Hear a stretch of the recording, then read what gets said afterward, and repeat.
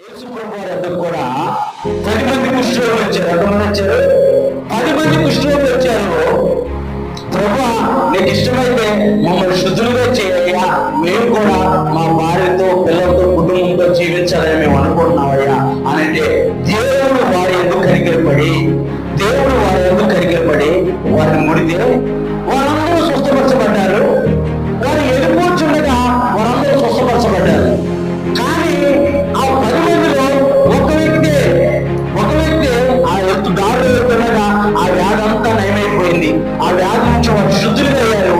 ఒక వ్యక్తి మళ్ళీ వెనక్కి తిరిగి వచ్చి, ప్రభా అయ్యా, నీ మాట చొప్పున మేము శుద్ధులయ్యాము, నీ మాట చొప్పున మేము ఈ వ్యాధి నుంచి విడుదల పొందుకున్నాము అని అంటే నీ విశ్వాసమే నేను స్వస్థపరచండి యేసు ప్రభు